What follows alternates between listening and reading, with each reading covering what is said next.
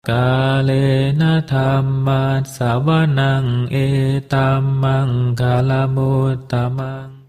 Kita lanjut video ketiga pembacaan buku Sebatang Pohon di Tengah Hutan, Meditasi dalam Segala Objek Kehidupan, Ajahn Chah. Judul asli, A Tree in a Forest, A Collection of Ajahn Chah Similes. Penerjemah Bhadrawajra Heng Tuan, penerbit Karania, cetakan 4, November 2010. Sebatang Pohon di Tengah Hutan, Ajahn Chah. Buah apel. Anda bisa mulai melepaskan keegoan dengan sikap memberi. Jika seseorang bersikap egois, dia tidak akan merasa enak terhadap diri sendiri. Walaupun demikian, orang-orang cenderung menjadi sangat egois tanpa menyadari bahwa sikap itu akan mempengaruhi mereka. Anda bisa merasakan hal ini kapan saja. Perhatikan saat Anda lapar. Jika Anda mendapatkan sepasang buah apel dan Anda kebetulan harus membaginya dengan orang lain, teman Anda misalnya, Anda akan berpikir-pikir, sebenarnya ada niat untuk memberi, tetapi Anda hanya akan memberikan buah yang lebih kecil. Jika Anda memberikan buah yang besar, Anda merasa sayang. Sukar sekali berpikir dengan jernih. Anda menyuruh teman Anda itu memilihnya, tetapi Anda mengatakan, ambillah ini, dan memberikannya buah yang kecil. Inilah suatu bentuk egoisme. Tetapi orang-orang seringkali tidak merasakannya. Pernahkah Anda mengalami hal ini? Dalam memberi, Anda harus bergerak melawan arus. Walaupun Anda bermaksud memberikan buah yang kecil, Anda harus memaksakan diri Anda untuk memberikan buah yang besar. Tentu saja, setelah Anda memberikannya kepada teman Anda akan merasa lega. Melatih diri untuk melawan arus seperti ini membutuhkan disiplin diri. Anda harus tahu bila mana harus memberi dan bagaimana untuk menyerah, serta tidak memanjakan keegoan Anda. Inilah yang disebut dengan bergerak melawan arus secara benar. Tunas bambu. Betapapun Anda menyukai sesuatu, Anda harus meyakinkan diri Anda bahwa hal itu tidaklah kekal. Ibarat tunas bambu, mungkin saja kelihatan enak dimakan, tetapi Anda harus berkata pada diri Anda, belum tentu. Jika Anda ingin membuktikannya, cobalah memakan tunas bambu setiap hari. Akhirnya Anda akan mengeluh, ini tidak terasa enak lagi. Selanjutnya, Anda akan lebih menyukai makanan yang lain dan yakin bahwa makanan itu enak. Akan tetapi, Anda akan menemukan bahwa makanan itu juga belum tentu enak. Segala sesuatu bersifat tidak tentu. Tongkat besar, tongkat kecil. Orang-orang tidak bisa memecahkan masalah mereka sendiri oleh karena pandangan salah. Mereka seumpama orang yang membuang tongkat kecilnya dan mengambil tongkat yang lebih besar, dengan mengira bahwa tongkat yang lebih besar ini akan lebih ringan. Orang buta. Untuk bisa mengetahui rasa dharma, Anda harus menerapkan ajaran itu dalam kehidupan Anda. Buddha tidak menguraikan secara rinci hasil dari latihan karena ini adalah sesuatu yang tidak bisa diungkapkan dengan kata-kata. Ibarat mencoba menjelaskan berbagai macam warna kepada orang yang telah buta sejak lahir, Anda tidak bisa melakukannya. Anda boleh saja mencoba, tetapi tidak akan memberi hasil. Tubuh dan godaannya. Kita dikelabui oleh tubuh dan godaannya. Tetapi sebenarnya itu sungguh bodoh. Andaikan kita tidak mandi selama seminggu, beranikah kita saling mendekat satu dengan yang lain? Kita benar-benar akan tercium bau. Pada saat kita berkeringat banyak, misalnya sewaktu kita melakukan kerja bakti, baunya sangat menusuk. Kita pulang dan mandi menggunakan sabun sehingga bau harum sabun akan menggantikan bau badan kita.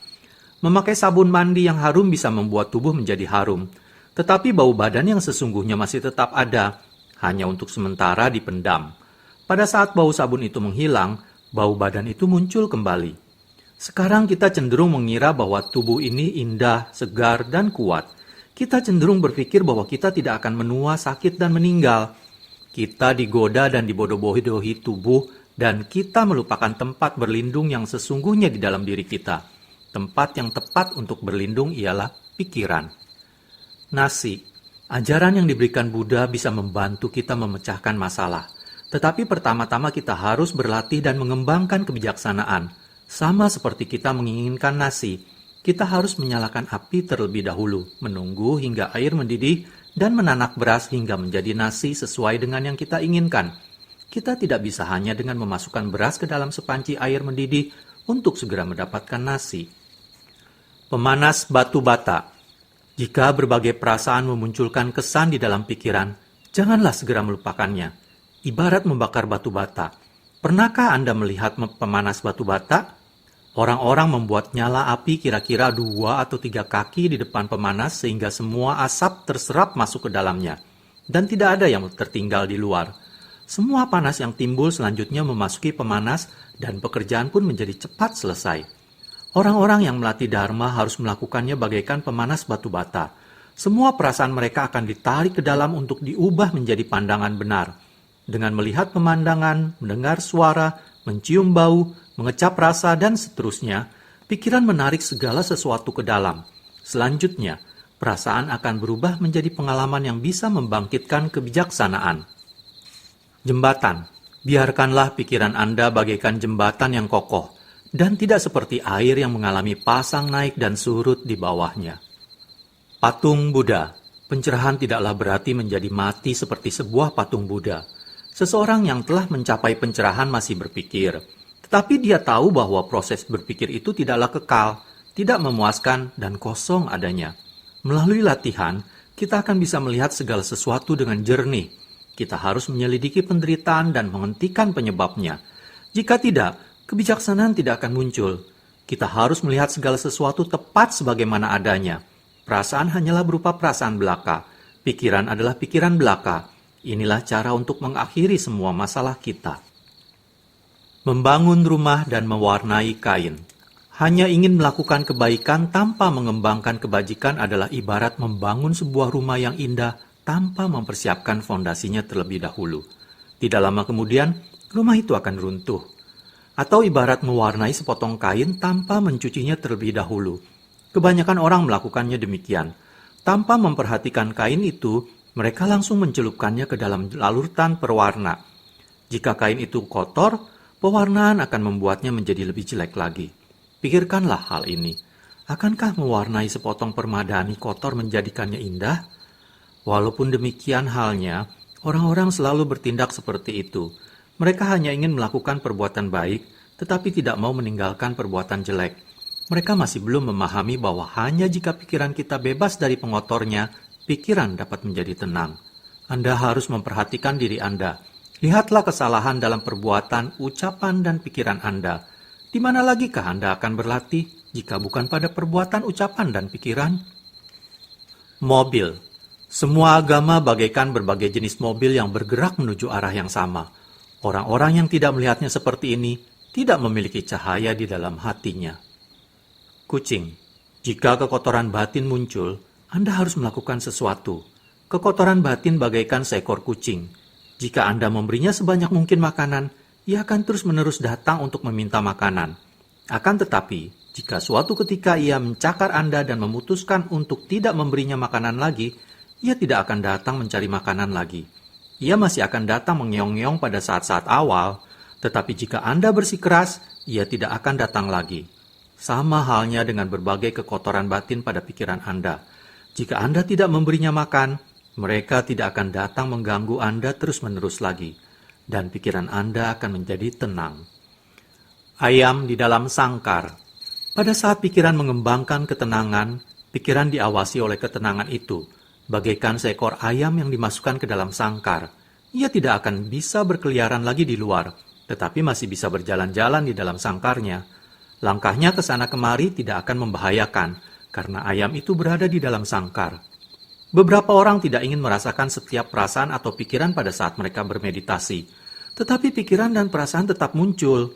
Walaupun demikian, kewaspadaan yang hadir ketika pikiran tenang akan mempertahankan pikiran agar tidak menjadi kacau. Ini berarti bahwa apabila ada pikiran atau perasaan yang berkeliaran di dalam pikiran, mereka melakukannya di dalam sangkar ketenangan.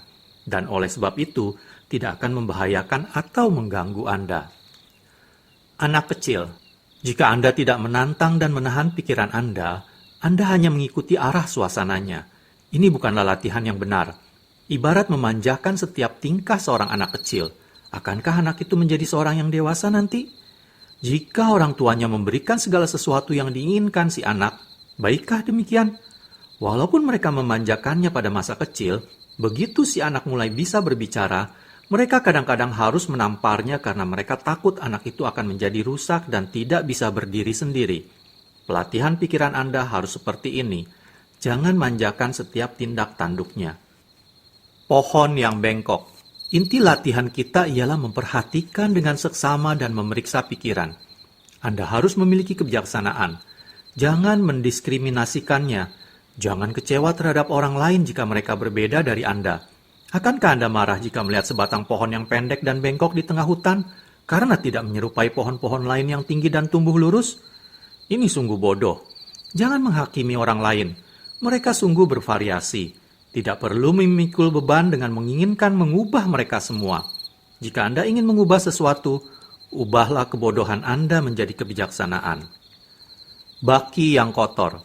Banyak orang mempersalahkan bahwa karena pikiran adalah murni asalnya, dan karena kita semua mempunyai sifat kebudhaan, tidaklah perlu lagi melakukan latihan. Akan tetapi, ini ibarat mengambil sesuatu yang bersih, misalnya baki ini, dan kemudian saya membuang kotoran ke atasnya. Akankah Anda katakan bahwa baki ini tadi bersih dan Anda tidak perlu lagi melakukan sesuatu untuk membersihkannya? Lantai atas, lantai bawah. Kita berikan nama untuk membantu proses belajar, tetapi sebenarnya alam adalah sebagaimana adanya. Sebagai contoh, kita sekarang duduk di lantai bawah, pada lantai marmer ini. Lantai ini adalah alas dasar. Lantai ini tidak pernah pindah kemana-mana. Lantai atas ialah sesuatu yang berada di atas lantai ini. Lantai atas bagaikan yang kita alami di dalam pikiran, bentuk lahiriah, perasaan, ingatan, dan pemikiran. Ini semua tidaklah benar-benar muncul dalam bentuk yang kita duga. Ini hanyalah pikiran yang konvensional. Begitu muncul, semua ini akan mati kembali. Sebenarnya, hal-hal seperti ini tidak ada sama sekali. Tetesan air. Jagalah sila Anda. Pada tahap awal, Anda mungkin melakukan kesalahan. Apabila Anda menyadarinya, hentikan, kembalikan, dan cobalah lagi. Kemungkinan Anda akan tersesat dan melakukan kesalahan lain. Ketika Anda menyadarinya, kembalikanlah diri Anda lagi. Dengan berlatih secara demikian, kesadaran Anda akan meningkat dan menjadi lebih konsisten, bagaikan tetesan air yang jatuh dari mulut ketel. Jika kita memiringkan sedikit ketel itu, air akan menetes dengan lambat. Plop, plop, plop. Jika dimiringkan lagi, tetesan air akan jatuh dengan lebih cepat. Plop, plop, plop. Jika kita miringkan lagi lebih lanjut, air tidak akan menetes lagi, tetapi berubah menjadi kucuran yang tidak berhenti. Manakah plop itu menghilang? Sebenarnya tidak hilang. Plop itu sekedar berubah menjadi aliran air. Beginilah cara kita meningkatkan kesadaran. Bebek. Berapa lama pun kita inginkan tubuh ini bertahan hidup dalam jangka waktu yang lama, tidak akan mungkin terjadi. Menginginkan hal seperti ini adalah sebodoh mengharapkan bebek berubah menjadi ayam. Apabila kita melihat bahwa ini tidak mungkin, bahwa seekor bebek akan tetap merupakan bebek, bahwa seekor ayam sepatutnya berupa ayam, dan bahwa tubuh adalah tubuh dan harus mengalami sakit serta kematian, kita akan menemukan kekuatan dan energi pada saat menghadapi perubahan-perubahan tubuh. Cacing tanah. Beberapa orang menanyakan kepada saya, apakah seseorang yang telah menyadari ketidakkekalan, penderitaan, dan tanpa diri akan melepaskan segala kegiatan dan menjadi malas? Saya katakan tidak demikian halnya. Sebaliknya, seseorang akan menjadi lebih rajin, tetapi melakukan segala sesuatu tanpa kemelekatan. Ia akan melaksanakan tindakan-tindakan yang bermanfaat saja. Lalu mereka berkata, jika setiap orang berlatih dharma, tidak akan ada lagi yang bisa dikerjakan di dunia ini, dan tidak akan ada kemajuan. Jika setiap orang mencapai pencerahan, tidak akan ada yang mempunyai anak dan manusia akan punah. Akan tetapi, ini ibarat seekor cacing tanah yang khawatir kehabisan makanan kotor di tanah. Bukankah demikian? Bau kotoran. Kemanapun Anda lari di dunia ini, pasti akan Anda jumpai penderitaan. Tidak ada jalan untuk meloloskan diri selama pikiran Anda masih berada di dalam dunia ini. Sama seperti ingin melarikan diri dari bau setumpuk kotoran dengan membagi-baginya menjadi kelompok-kelompok kecil. Dalam tumpukan yang besar maupun kecil, bau kotoran itu tetap akan tercium sama, dimanapun Anda berada. Barang yang mahal. Andaikan kita memiliki sebuah benda yang sangat mahal, begitu benda itu menjadi milik kita, pikiran kita berubah. Sekarang, di manakah akan saya simpan benda ini? Jika saya meletakkannya di sini, seseorang akan mencurinya. Kita mencemaskan diri kita pada suatu situasi, mencoba menemukan tempat untuk menyimpannya. Inilah penderitaan. Dan kapankah penderitaan ini timbul? Penderitaan muncul begitu kita memahami bahwa kita telah mendapatkan sesuatu. Di sanalah penderitaan ada. Sebelum memiliki benda itu, tidak ada penderitaan. Penderitaan itu belum muncul karena tidak ada benda yang membuat pikiran melekat. Diri kita juga sama. Jika kita berpikir dari sudut pandang diri, segala sesuatu yang berada di sekitar kita akan menjadi milik kita. Dan kebingungan datang menyusul. Jika tidak ada saya dan milik saya, kebingungan tidak akan ada. Luka luar. Orang-orang heran mengapa pada saat mereka mulai mengurangi nafsu keinginannya, muncul begitu banyak masalah. Mereka tidak bisa menjelaskan mengapa mereka harus sedemikian menderita.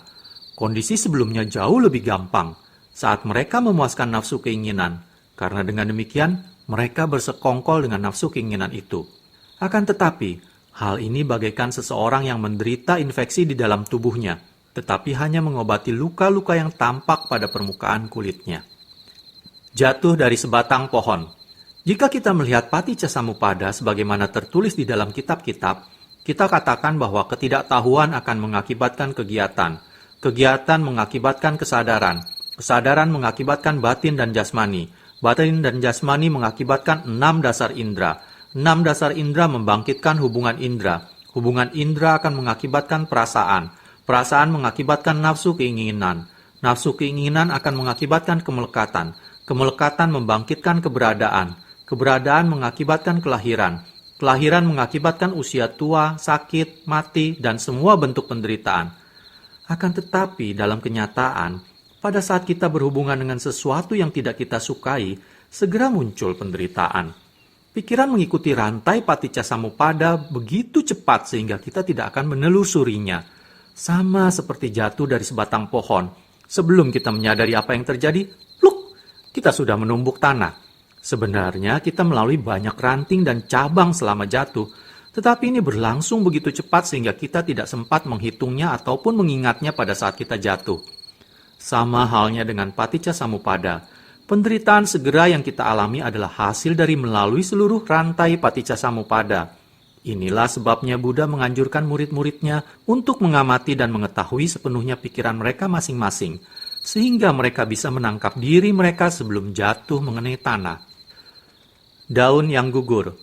Hidup kita bagaikan nafas, bagaikan daun yang tumbuh dan gugur.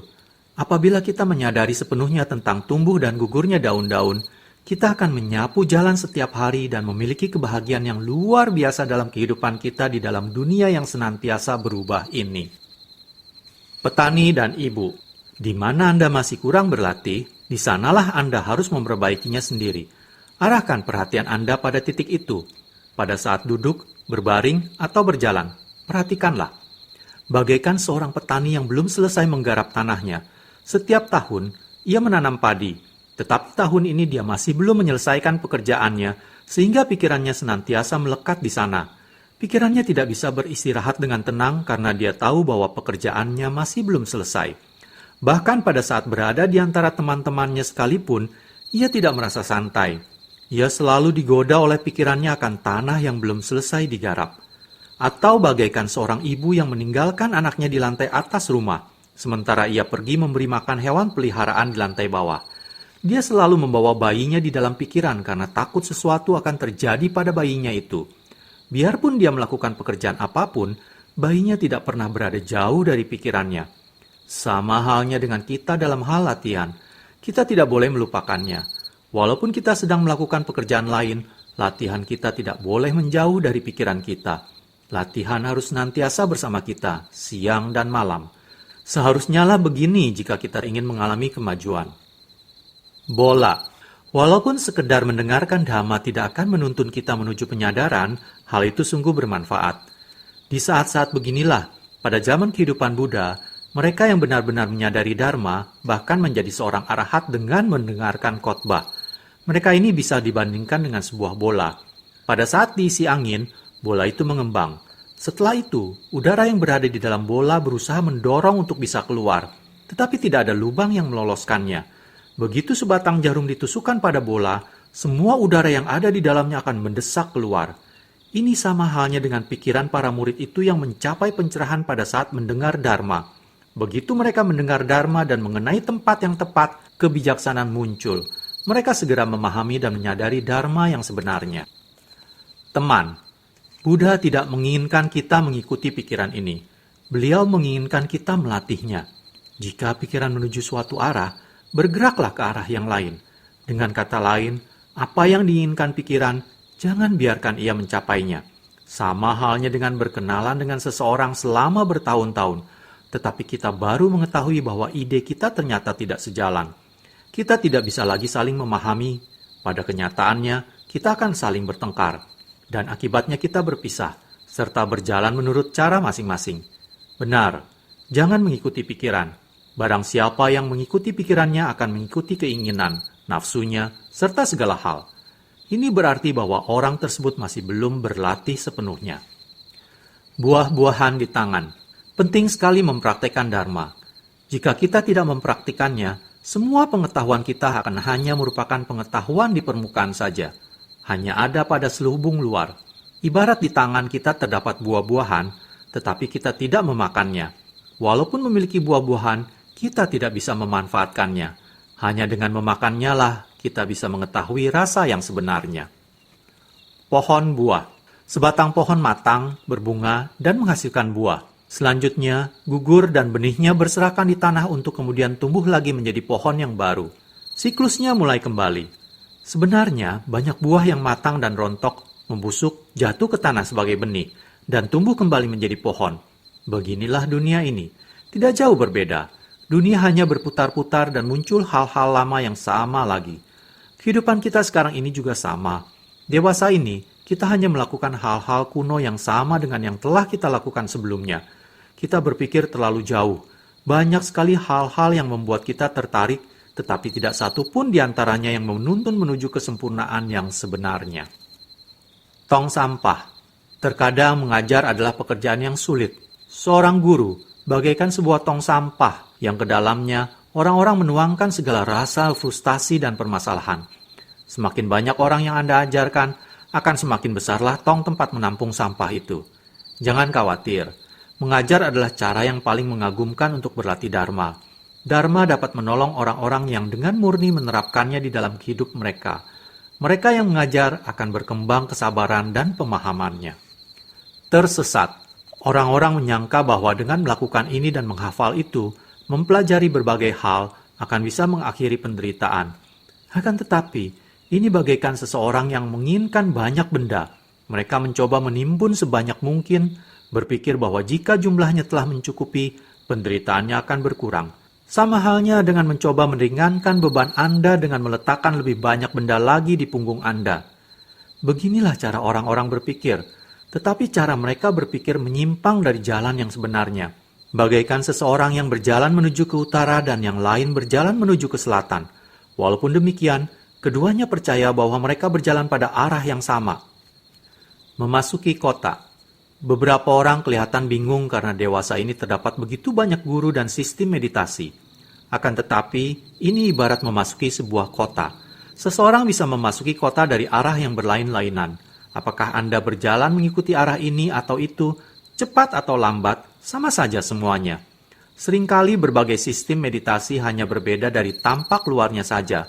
Ada suatu hal penting yang harus dicapai oleh latihan yang baik, ketidakmelekatan. Pada akhirnya, Anda harus melepaskan semua sistem meditasi itu, bahkan gurunya sekalipun. Jika suatu sistem menuntun Anda menuju sikap melepaskan, tidak melekat, itulah latihan yang benar.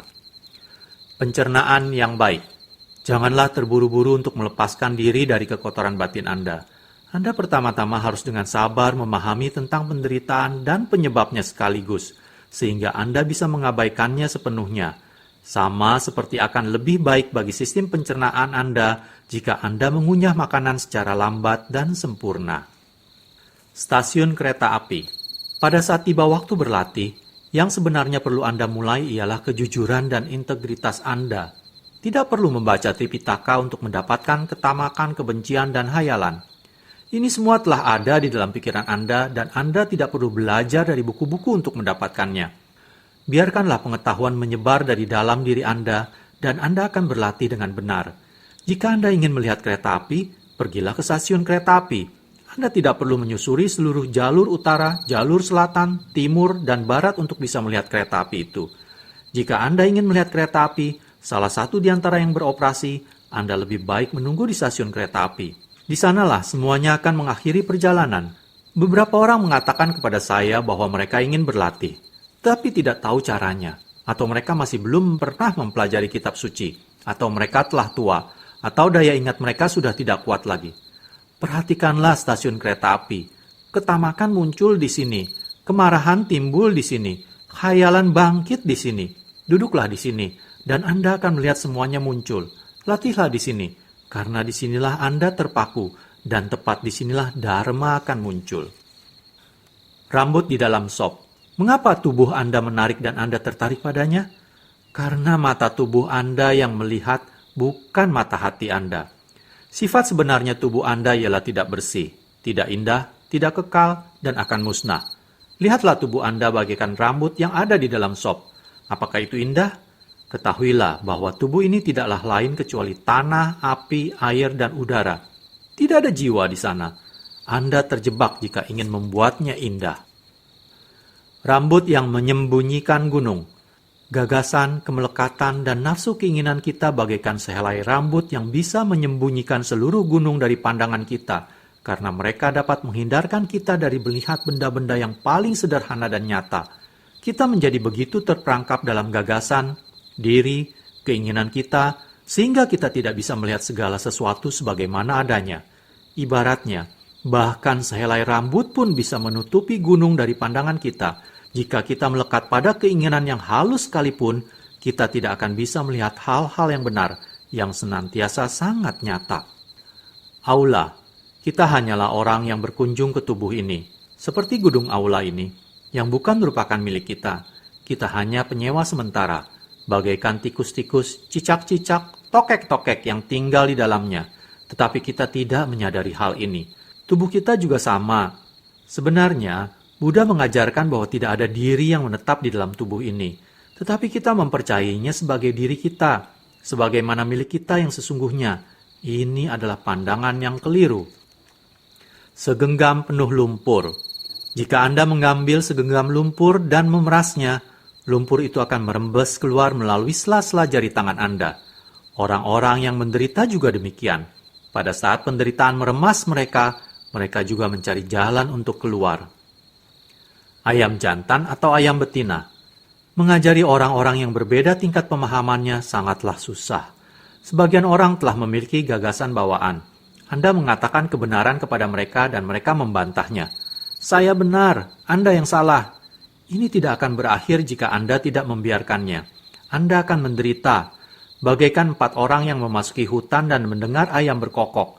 Seseorang meragukan apakah itu suara seekor ayam betina atau jantan. Ketiga temannya mengatakan bahwa itu adalah suara ayam betina. Tetapi orang yang penasaran ini bersikeras bahwa itu adalah suara ayam jantan.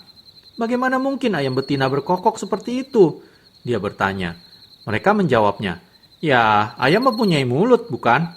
Mereka beradu pendapat dan menjadi naik darah. Tetapi pada akhirnya tidak satu pun di antara mereka yang benar. Yang Anda sebutkan sebagai ayam jantan atau ayam betina hanyalah nama. Kita katakan bahwa ayam jantan adalah yang begini, dan ayam betina adalah yang begitu. Ayam jantan berkokok seperti ini, dan ayam betina berkokok seperti itu. Beginilah cara kita melekat pada dunia ini.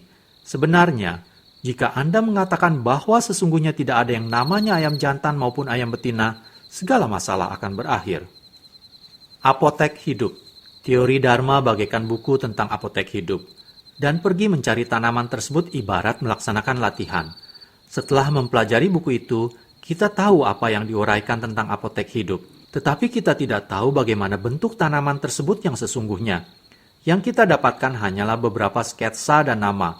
Akan tetapi, jika kita telah memiliki buku tentang apotek hidup, kita akan bisa mencari tanaman itu sendiri dan melakukannya sesering mungkin sehingga kita bisa mengenalinya dengan mudah ketika melihatnya. Dengan demikianlah kita menghargai buku itu. Alasan kita bisa mengenali berbagai jenis tanaman ialah kita mempelajari buku. Buku tentang apotek hidup itu adalah guru kita. Teori Dharma memiliki nilai penting seperti ini. Walaupun demikian, jika kita bergantung sepenuhnya pada latihan dan tidak mempergunakan waktu untuk membaca, ibarat pergi mencari tanaman tanpa mempelajarinya terlebih dahulu, tanpa mengetahui apa yang sedang kita cari, kita tidak akan berhasil menemukannya. Jadi, teori maupun praktek adalah sama-sama penting. Tuan rumah dan tamu. Pikiran Anda bagaikan pemilik sebuah rumah dan perasaan ibarat tamu yang datang dan pulang. Akan tetapi, di dalam rumah Anda hanya ada sebuah kursi, sehingga Anda bisa memperhatikan dengan jelas setiap tamu. Perhatikanlah emosi dan perasaan yang muncul dan mengganggu Anda, lalu biarkanlah berlalu. Bersikaplah waspada dalam setiap gerak-gerik Anda. Jika Anda hanya menuruti perasaan, Anda tidak akan bisa melihatnya. Bola besi panas. Seseorang yang telah lama berlatih akan hanya melihat muncul dan lenyapnya dharma. Tidak ada sesuatu pun yang bisa bertahan. Mereka merenung dari segala sudut dan melihat bahwa tidak ada yang stabil. Saat duduk maupun berdiri, mereka melihat segala sesuatu seperti ini. Kemanapun mereka menatap, yang ada hanya penderitaan. Ibarat sebuah bola besi panas yang baru keluar dari tungku pelelehan besi. Seluruh bagiannya panas. Jika Anda menyentuh bagian atas, terasa panas. Jika menyentuh bagian pinggir, juga terasa panas. Bagian bawah juga terasa panas. Tidak ada satu bagian pun yang dingin. Batang besi panas dan permen. Kita mungkin tidak bisa mempengaruhi kondisi pikiran seseorang yang telah meninggal, baik ke arah yang positif ataupun berlawanan. Ibarat saya mengeluarkan sepotong besi panas dan mendorong dada Anda dengan sebatang besi itu, kemudian mengeluarkan sepotong permen dengan tangan yang lain, sejauh manakah permen ini bisa mengalihkan perhatian Anda? Kita harus memperlakukan orang yang telah meninggal dengan cinta kasih dan welas asih, serta menjaganya sebaik mungkin. Tetapi jika kita tidak merenung di dalam diri tentang kematian yang tidak terelakkan, manfaat yang bisa kita tarik amatlah kecil. Bahkan dengan sedikit kebijakan intuitif, kita akan bisa melihat dengan jelas jalan-jalan duniawi. Kita akan memahami bahwa segala sesuatu di dunia ini adalah guru. Pohon dan buah anggur misalnya, dapat mengungkapkan sifat kenyataan pada kita. Dengan kebijaksanaan, tidak perlu menanyai siapapun dan tidak perlu menghafal. Kita cukup belajar dari alam untuk bisa mencapai pencerahan. Hotel. Kita semua dilahirkan tanpa apa-apa, dan kita juga mati dengan tidak membawa apa-apa. Rumah kita bagaikan hotel, dan juga tubuh kita. Kita harus keluar dari kedua-duanya suatu ketika dan meninggalkannya. Pembantu rumah tangga. Apakah pikiran itu? Pikiran tidak mempunyai bentuk apapun. Yang menerima kesan-kesan, baik yang bagus maupun jelek, kita sebut dengan pikiran. Ibarat pemilik sebuah rumah, ia berdiam di dalam rumah dan para tamu berdatangan. Ialah yang menerima tamu-tamu itu. Apakah yang menerima kesan-kesan indera? Apakah yang mengamati? Apakah yang melepaskan kesan indera? Itulah yang kita sebut dengan pikiran. Akan tetapi, orang-orang tidak bisa melihatnya. Mereka berpikir secara berputar-putar di dalam suatu lingkaran. Apakah pikiran itu? Apakah otak itu? Jangan membingungkan masalah ini. Apakah yang menerima kesan-kesan? Ada kesan yang disukainya, dan ada yang tidak disukainya. Apakah itu? Apakah ada sesuatu yang menyukai dan tidak menyukai? Tentu saja ada, tetapi Anda tidak bisa melihatnya. Inilah yang disebut dengan pikiran. Anak yang tidak tahu. Sebenarnya, tahukah Anda, kita manusia, cara kita melakukan sesuatu, cara kita hidup, cara kita bertingkah laku, semuanya bagaikan seorang anak kecil. Seorang anak belum mengetahui apa-apa. Jika seorang dewasa mengamati tingkah laku anak kecil, caranya bermain dan melompat-lompat, tindakan anak itu terlihat tidak menyiratkan banyak tujuan. Jika pikiran tidak terlatih, pikiran akan menjadi seperti anak kecil. Kita berbicara dengan tidak hati-hati dan bertindak tanpa kebijaksanaan. Kita bisa mundur, tetapi kita tidak mengetahuinya. Seorang anak kecil tidak tahu apa-apa sehingga ia hanya bermain sebagaimana anak-anak yang lain. Pikiran kita yang penuh dengan ketidaktahuan juga sama. Itulah sebabnya Buddha mengajarkan kita untuk melatih pikiran. Bayi, perhatikan bahwa rasa suka dan tidak suka muncul dari kontak indera. Janganlah melekat padanya. Janganlah mengharapkan hasil yang cepat atau perkembangan pesat. Seorang bayi harus merangkak dahulu sebelum belajar berjalan dan berlari. Bersikap yakinlah dalam melakukan kebajikan dan tetaplah bermeditasi. Kepala yang gatal. Pada saat penderitaan muncul, jika kita tidak tahu cara untuk menanganinya, kita tidak akan bisa menyembuhkannya. Bagaikan kita merasakan kepala gatal dan kita menggaruk kaki kita. Apabila kepala kita yang gatal, tentu saja akan percuma jika kita menggaruk kaki. Kunci. Jika kita menjalankan sila sekedar sebagai suatu keharusan, bahkan setelah guru mengajarkan kita kebenaran, latihan kita akan kekurangan. Kita mungkin bisa mempelajari ajaran yang diberikan dan menghafalnya, tetapi kita harus mempraktikkannya jika kita benar-benar ingin memahaminya. Jika kita tidak mengembangkan latihan, kita akan terhalang untuk memasuki inti ajaran Buddha dan tidak akan memahami intisari ajaran agama Buddha. Latihan bagaikan kunci sebuah peti. Jika kita memiliki kunci yang tepat, tidak peduli betapa kuat dan rapatnya gembok yang ada, pada saat kita mengeluarkan kunci dan membukanya, gembok akan terlepas. Jika tidak memiliki kunci, kita tidak akan bisa membuka gembok, dan kita tidak akan pernah tahu ada apa di dalam peti itu. Timah hitam untuk emas. Arahat benar-benar berbeda dari orang awam. Benda-benda yang kelihatan benar dan berharga bagi kita menjadi salah dan tidak berharga bagi arahat. Mencoba menarik perhatian seorang arahat dengan benda-benda duniawi sama saja dengan menawarkan timah hitam untuk menggantikan emas. Kita berpikir, ini ada setumpuk timah hitam, mengapa ia tidak mau menukarkannya dengan sepotong emasnya yang ukurannya jauh lebih kecil? Meninggalkan teman lama. Ketamakan, kebencian, dan hayalan adalah penyebab semua penderitaan kita. Kita harus belajar menanggulanginya dan membebaskan diri kita dari belenggunya. Ini sukar sekali dilaksanakan. Bagaikan Buddha mengatakan kepada kita untuk meninggalkan seorang teman lama yang telah kita kenal baik dan cintai sejak kecil. Tidaklah mudah melakukan perpisahan. Saklar lampu dan mangkuk. Penting sekali memantapkan pemusatan pikiran dalam latihan kita untuk bisa membangkitkan kebijaksanaan. Memusatkan pikiran dapat diumpamakan dengan menyalakan saklar lampu, dan kebijaksanaan diumpamakan dengan nyala lampu yang dihasilkannya. Jika tidak ada saklar, lampu tidak akan menyala. Demikian pula, pemusatan pikiran bagaikan mangkuk kosong, dan kebijaksanaan bagaikan makanan yang Anda masukkan ke dalamnya. Jika tidak ada mangkuk itu, tidak akan ada tempat bagi Anda untuk menempatkan makanan. Kalena dhammat savanang etamang kalamuttamang